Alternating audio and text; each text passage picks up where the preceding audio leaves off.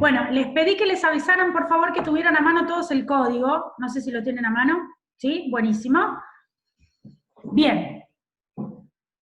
¿Quedó alguna pregunta, chicos, de la clase anterior? ¿No? ¿Nada? ¿Seguimos avanzando? Qué raro me veo con delay. Hablo y después aparece la imagen. Bueno, espero que no les moleste. Bien, vamos a arrancar con el tema de la prueba, ¿sí? ¿Y por qué les pedí que tuvieran el código a mano? Principalmente porque muchas de las cuestiones relacionadas con pruebas las vamos a encontrar directamente en el código. Pero tenemos que saber interpretar el código, no alcanza solo con su lectura. Y me parece que una de las grandes fallas que tenemos en la facultad es que les decimos que lean los artículos del código, les decimos de dónde los tienen que leer, les pedimos que agarren el código que no muerde, pero no les decimos cómo aprender a interpretar el código. Y en las cuestiones de prueba nosotros vamos a ver que no hay un solo título me refiero, o capítulo relacionado con la prueba dentro del Código Procesal Civil y Comercial de la Provincia de Buenos Aires, que es con el que vamos a estudiar hoy, sino que tenemos... ¿Alguien habló? Sino que tenemos varios artículos a tener en cuenta, ¿sí? Están grabando, chicas, la clase, ¿no? ¿O la pongo a grabar yo? Esperen, así solucionamos ese tema. ¿Alguien me dice si están grabando? A ver si puedo yo. Yo no puedo. No, profe. Sí, listo, están grabando. Perfecto. Bien, seguimos entonces. Primer artículo que nosotros tenemos que tener en cuenta en el caso de la prueba. ¿Se acuerdan que la clase pasada nosotros empezamos a hablar del tema de la prueba y dijimos, para que el juez resuelva la apertura de la causa prueba teníamos que tener la existencia de hechos controvertidos y conducentes que hagan a la resolución de la causa. Antes de esta unidad nosotros vimos los modos anormales de terminación del proceso, dentro de los cuales, por ejemplo, teníamos situaciones como el allanamiento, en las cuales el demandado consentía la totalidad de la pretensión de la actora y por lo tanto daba lugar a la finalización del proceso. Emanuel no me escucha, ¿el resto me escucha bien? Karen, ¿se escucha bien? Sí, se escucha perfecto. Genial. Bien, cualquier cosa me avisan, no me dejen hablando sola. Bien. En el allanamiento no vamos a necesitar la apertura de prueba porque el proceso finalizaba, ¿sí? Pero hay una instancia dentro del proceso, que nosotros lo vimos en la línea del tiempo, que es la situación en la cual el demandado no se presente a hacer valer sus derechos, es decir, no reconociendo la pretensión de la actora, sino simplemente guardando silencio. Si hacemos una interpretación con el Código Civil Viejo, el Código Civil Viejo decía claramente que el silencio no era una manifestación de voluntad, que no podía ser tenido en cuenta como una afirmación. Es decir, que en el proceso, cualquiera sea el proceso, el silencio del demandado va a tener una figura, esa figura es la rebeldía, y la declaración del demandado, que puede cesar hasta el llamado de autojusticia, no importa que el juez considere la aceptación de la pretensión del actor, ¿sí? ¿Qué quiere decir esto? La declaración de rebeldía de la demandada, que ocurre cuando la demandada no se presenta en el tiempo determinado de acuerdo al tipo procesal a contestar la demanda, va a dar lugar a la declaración de rebeldía, esa declaración de rebeldía que debe ser notificada al domicilio real del demandado, es uno de los supuestos donde se notifica en el domicilio real. ¿Ya vieron domicilio? ¿Los tipos de domicilio ya lo vieron? ¿Sí? Unos me dicen que sí, otros me dicen que no. Verdi. Ay, no, lo vieron con Verdi. Bien, entonces saben que el domicilio real es el domicilio donde se ubica a la persona previo a la presentación con un letrado que va a constituir un domicilio legal, ¿sí? Un domicilio electrónico. La rebeldía se notifica en ese domicilio. ¿Para qué? Para tener la certeza de que el demandado continúa en esa postura de no presentarse a hacer valer sus derechos. Si bien el demandado puede presentarse a hacer valer sus derechos en cualquier instancia del proceso, va a tomar el proceso en el estado en el que se encuentre. Si ya hubiera finalizado el plazo para contestar la demanda, el demandado no va a tener oportunidad posterior de contestarla. Constituirá domicilio, controlará el proceso, controlará la instancia de prueba, pero no va a poder suplir aquellos actos que se encuentren precluidos como consecuencia de la perentoriedad de los plazos. Sin embargo, tenemos una particularidad. Si bien nosotros afirmamos que los hechos para ser materia de prueba tienen que ser controvertidos y conducentes, si hacemos una lectura del código vamos a encontrar que en el artículo 61 del Código Procesal, si quieren pueden ir abriendo sus códigos, a los que veo, a los que no pueden hacer lo que quieran, en el artículo 61 nos encontramos con una primera particularidad. Dos cuestiones. Cuando nosotros vimos principios procesales, vimos que de acuerdo al principio dispositivo, las partes eran las que tenían la facultad, la obligación o el derecho de iniciar el proceso, pero además tenían en sus manos la obligación de instarlo, ¿sí? Las cuestiones de instar el proceso estaban en manos de las partes. El artículo 61 nos va a dar una particularidad, y es la particularidad de la intervención del órgano jurisdiccional en una decisión que no tiene que ver con la petición de las partes, sino que tiene que ver con la interpretación del juez con relación a ese proceso. No está adelantando opinión, ¿sí? El juez es un tercero imparcial que debe resolver de acuerdo a las constancias del proceso. El artículo 61 nos dice que incluso ante la declaración de rebeldía, el juez va a poder solicitar la apertura de la causa prueba, ¿sí? Fíjense que qué elemento no encontramos de la clase pasada.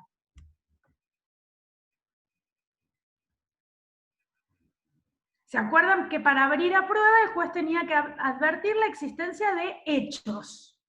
Esos hechos, materia de prueba, porque el derecho no se probaba, salvo que sea el internacional que el juez no está obligado a conocer. Ahí me están contestando por el chat. No se animan a hablar.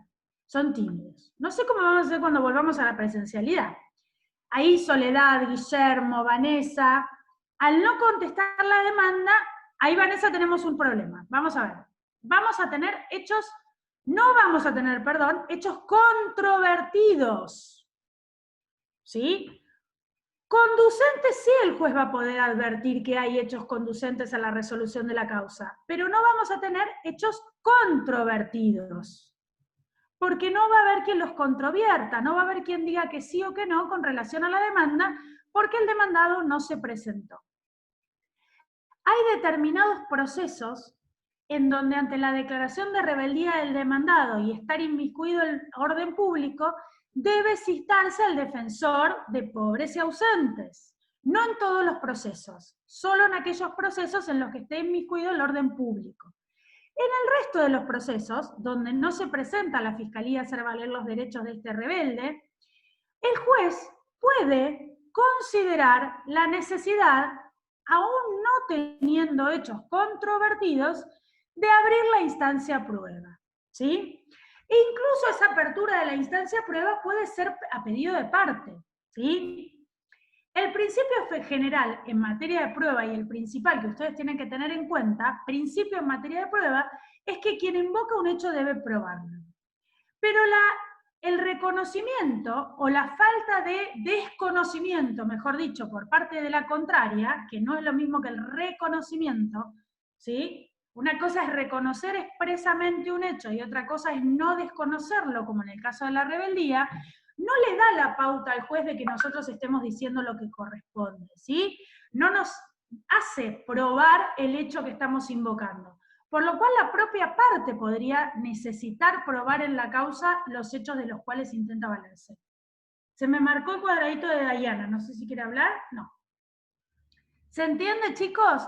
De ahí la importancia del artículo 61. Fíjense que el artículo 61 dice, si el juez creyere necesario, podrá recibir el pleito a prueba o mandar a practicar las medidas tendientes al esclarecimiento de la verdad de los hechos autorizadas por este código, ¿sí? Cuestión particular que nos encontramos hoy en día, chicos. Hay muchos hechos que requieren medios probatorios particulares que van a tener que ser suplidos con alguno de los 6 medios de prueba que nosotros estamos diciendo que se encuentran en el código o estamos referenciando como que individualiza el código. Hoy hay muchas circunstancias novedosas, como hablábamos de la prueba de los WhatsApp, de las pruebas de los mail, que no estaban en mente de quien redactó este código y que por ahora no sufre ninguna modificación más que ayornar la prueba a la realidad. Entonces, si nosotros vamos a valernos de medios de prueba que no están contenidos en el código, ¿cuál se les ocurre que puede ser un medio de prueba que no está contenido en el código y que hoy se utiliza mucho? O al menos es muy popular. No sé si es tan fácil de utilizar, pero es muy popular. A ver. Mensaje de WhatsApp. A ver, perdón, Guillermo. Mensaje de WhatsApp. Los WhatsApp, exactamente. Imagínense que cuando se creó este código no existía el WhatsApp, ¿sí? Los mensajes de WhatsApp, las cámaras de seguridad, los mails, los mensajes, los correos electrónicos, todo esto acá están individualizando por el chat. Exactamente, ¿sí? A ver, todos estos medios de prueba tienen que ser acompañados, por ejemplo, las cámaras de seguridad.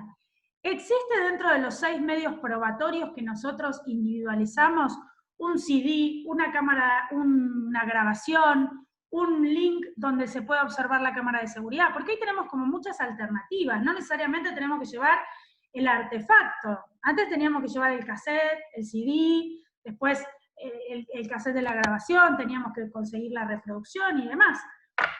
Hoy por hoy, esos medios de prueba, al menos por el momento, no están individualizados en el código. Entonces, esos medios de prueba los vamos a tener que acompañar con los 6 que están individualizados en el código. Por eso mismo, el artículo 61 dice autorizadas por este código. Los medios probatorios autorizados por este código. Si bien nosotros nos ayornamos, el WhatsApp se ha convertido en un medio de prueba, las filmaciones se han convertido en un medio de prueba, a lo largo de que cada una de estas pruebas se van materializando esos medios lesionando y vamos viendo qué cosas aceptan los jueces y qué cosas no, qué cosas son prueba o qué cosas son presunciones que les puede dar lugar al juez a que tome una determinación sobre la causa. Ay, Emanuel, volviste, me da la impresión ver la puerta ahí sin voz.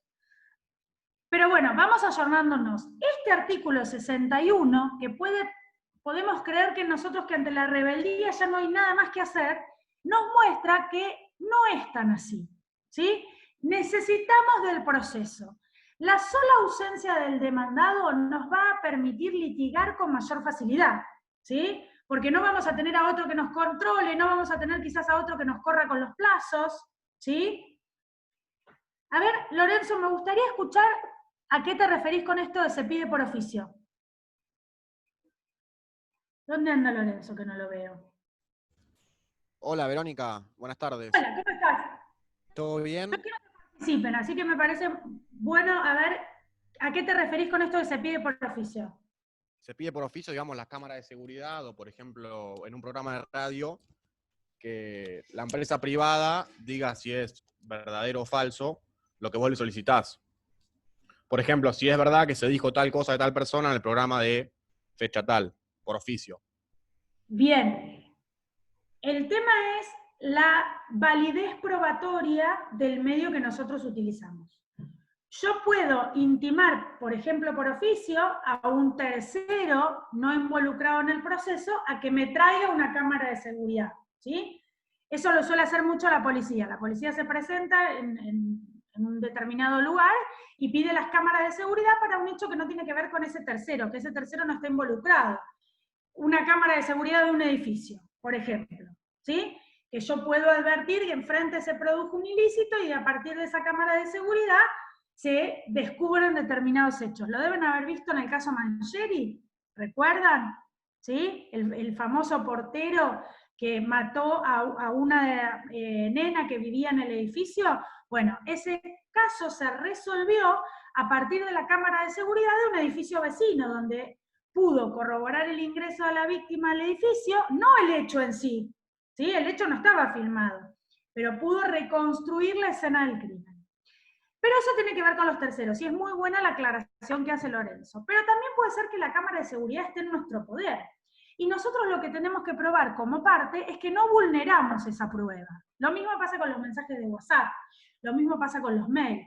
Yo tengo que al juez acompañarle todo aquel elemento probatorio que le garantice que yo no vulneré esa información, ¿sí? Como prueba informativa, vamos a adelantarnos un poquito, pero lo vamos a ver, solo puedo incorporar aquella prueba que se encuentre en poder de otro. Información documental, cámaras de seguridad, todo lo que se encuentre en poder de un tercero. Lo que se encuentre en poder de las partes y que no sea una prueba autóctona, genuina, como puede ser un contrato de locación con firmas certificadas, o una escritura traslativa de dominio, donde no hay más que probar que la escritura, porque hace fe cierta, porque es un instrumento público, tengo que ir acompañándolo con otros instrumentos de prueba. Cuando veamos los medios de prueba lo vamos a especificar.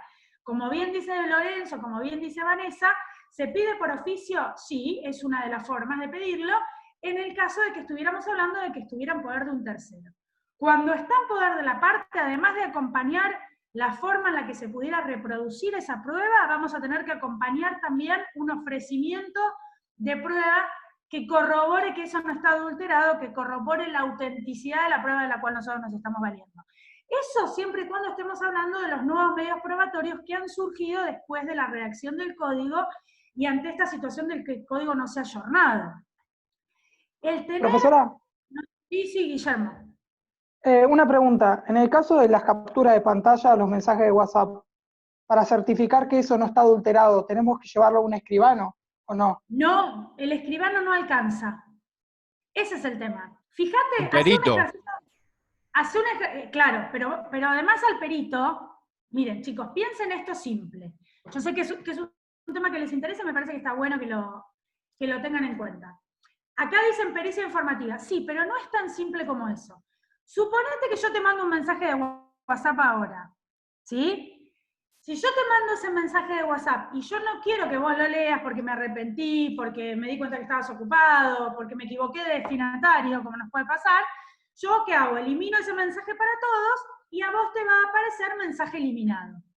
Pero no te va a aparecer qué decía en ese mensaje, ¿sí? Ahora, si vos me mandás un mensaje a mí, ¿sí? Vos podés tener también la opción, y vos sos quien quiere usar la prueba, de eliminar para vos. Con lo cual ese mensaje, incluso mi mensaje, no va a quedar en la conversación de chat. Por lo cual, certificando con un escribano la pantalla es una presunción, no es una prueba completa, ¿se entiende? Es la complejidad de los medios probatorios que tenemos hoy.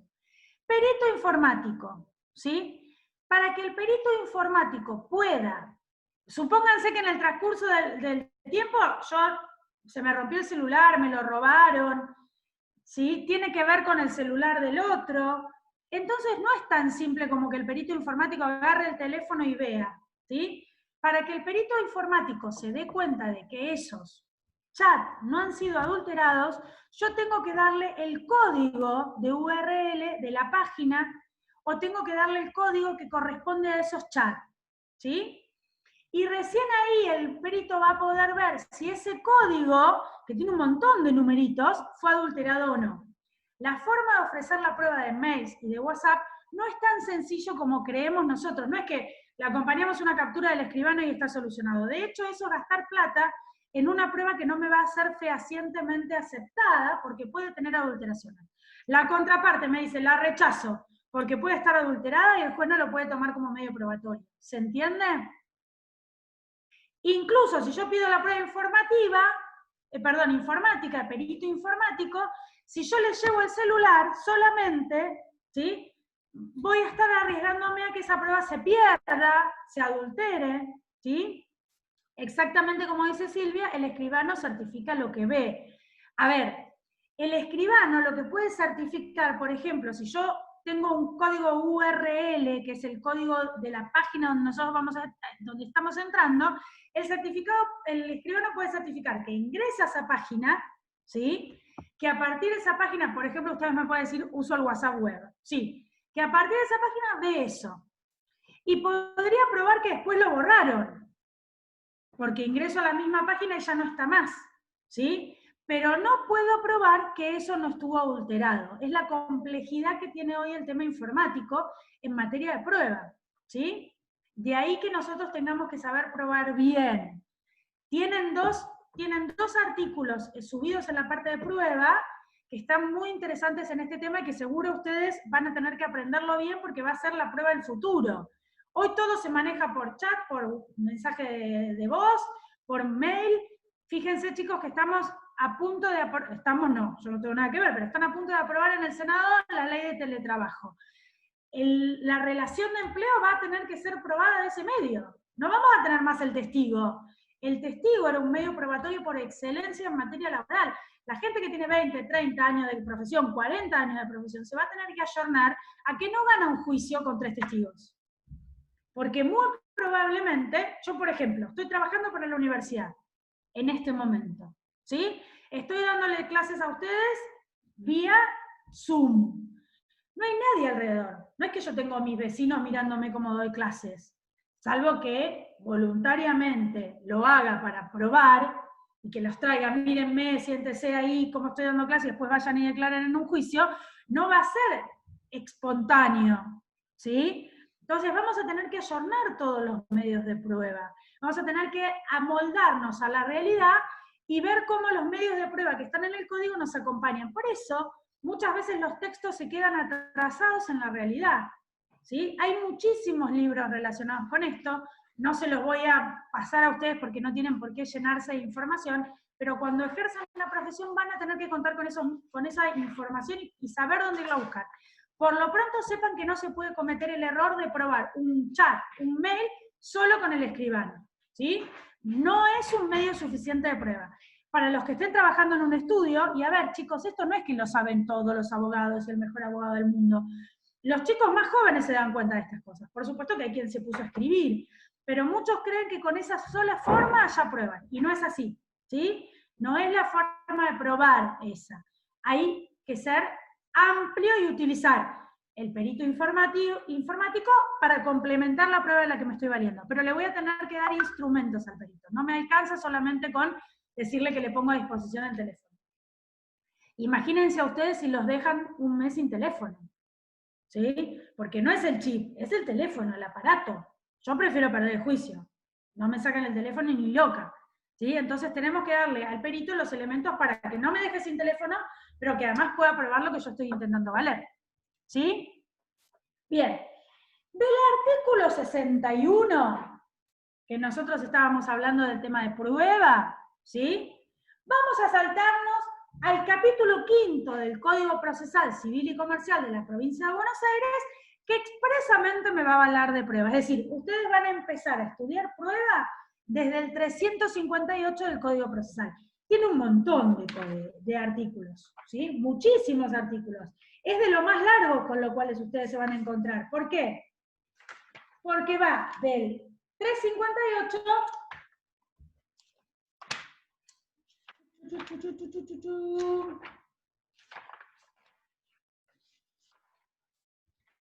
al 496. Del 358 al 496 vamos a hablar de la prueba relacionada con el proceso de conocimiento, ¿sí? ¿Se acuerdan que nosotros tenemos procesos de conocimiento, pregunta de examen, ordinario, sumario, sumarísimo, procesos en los cuales se intenta obtener una declaración de certeza, procesos de ejecución, títulos ejecutivos, procesos de ejecuciones especiales, ejecución prendaria y hipotecaria, y procesos especiales, ¿sí? Que tienen que ver con el desalojo, los que tienen un trámite particular, ¿sí? Eso es una pregunta de examen, ténganlo en cuenta. Pero bueno, vamos a arrancar con los procesos de conocimiento. Y en los procesos de conocimiento lo que tendemos es a la amplitud probatoria, ¿sí?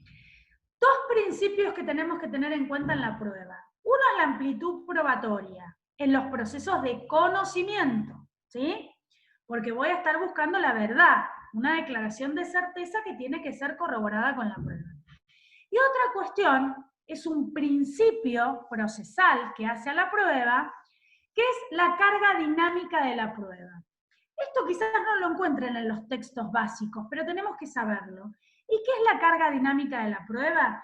Que sin perjuicio de que quien invoque un hecho debe probarlo, quien tenga mejor posición para probar el hecho va a ser el que tenga la obligación de hacerlo. ¿sí? Esa es la carga dinámica de la prueba. ¿Qué quiere decir esto? Yo digo, por ejemplo, que el banco no me informó las condiciones del préstamo que pedí me otorgaran.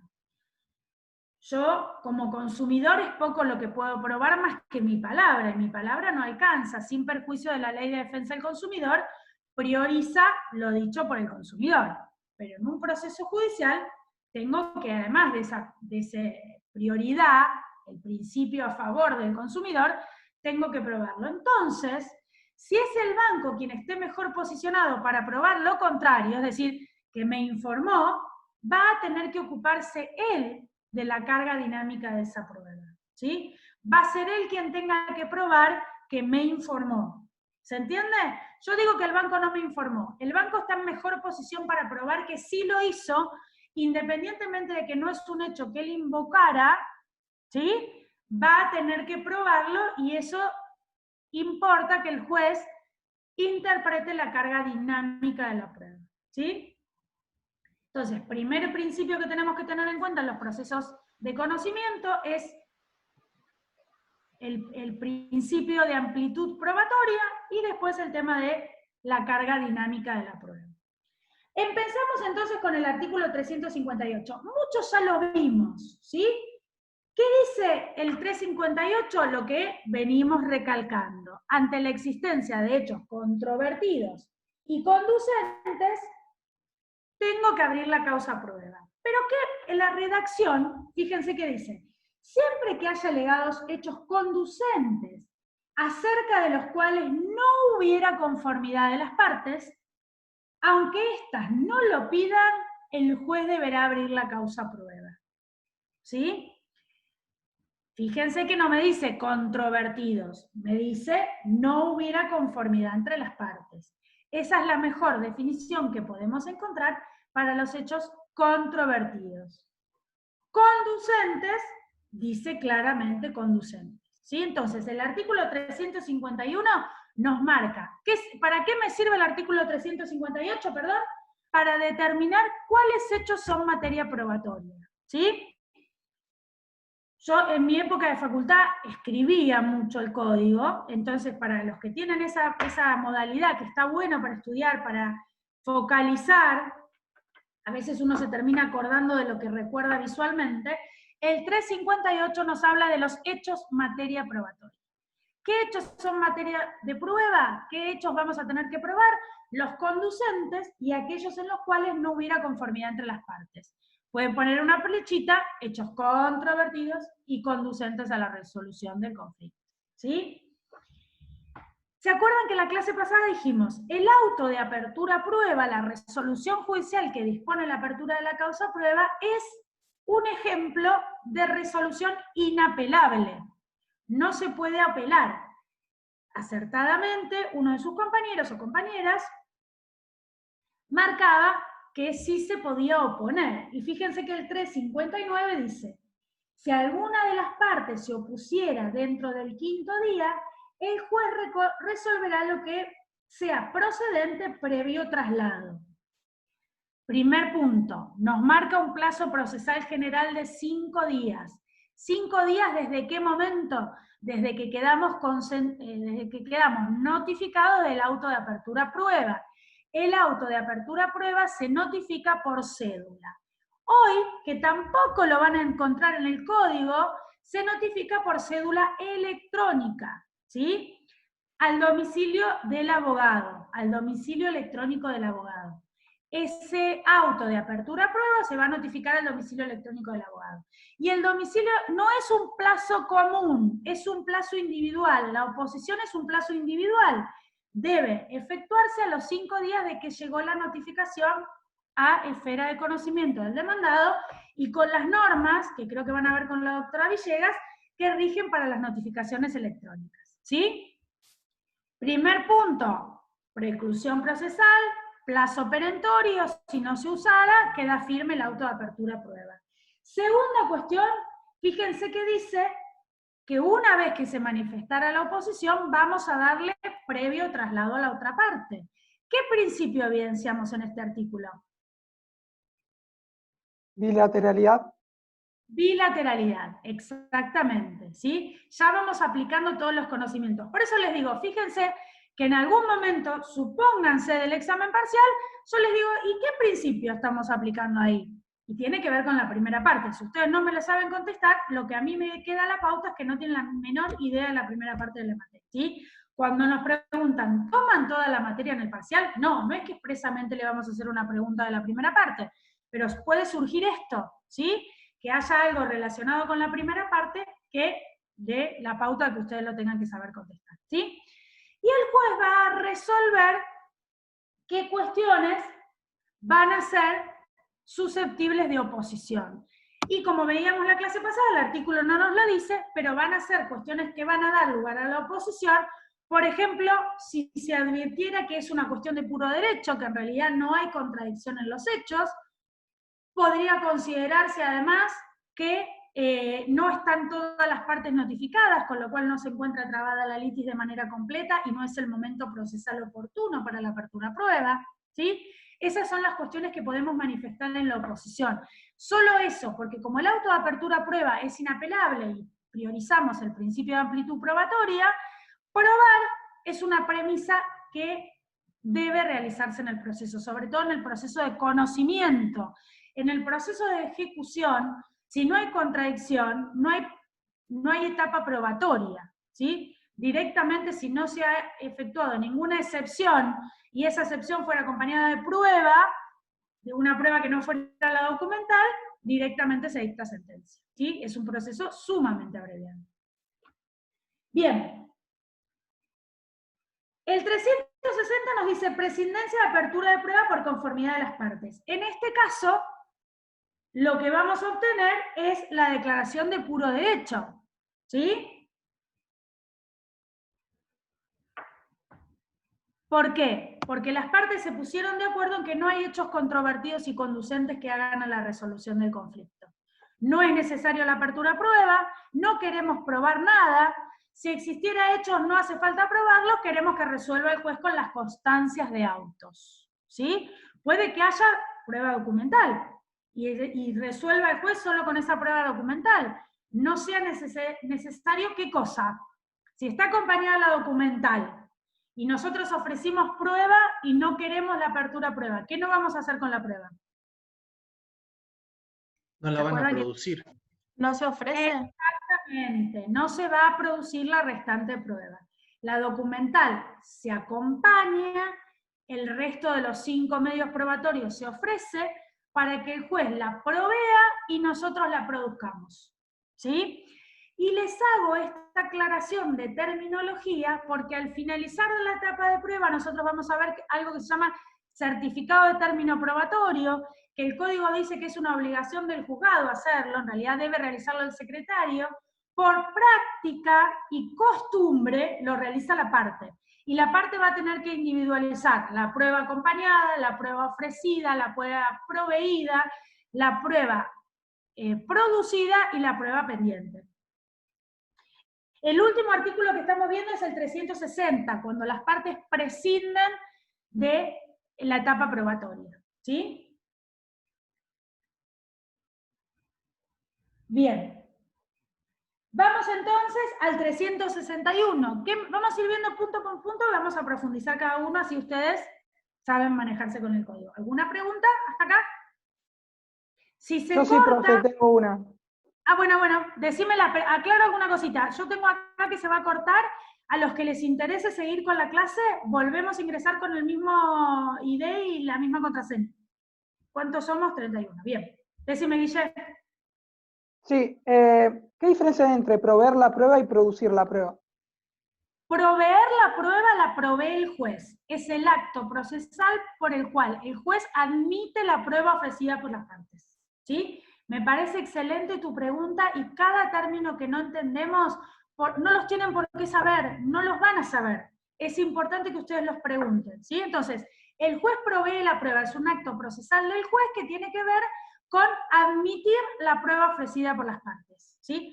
Producir la prueba es el acto a cargo de las partes que tiene que ver con que la prueba que yo ofrecí se realice, ¿sí? Si ofrecí testigos, que vayan a la audiencia y se la tomen.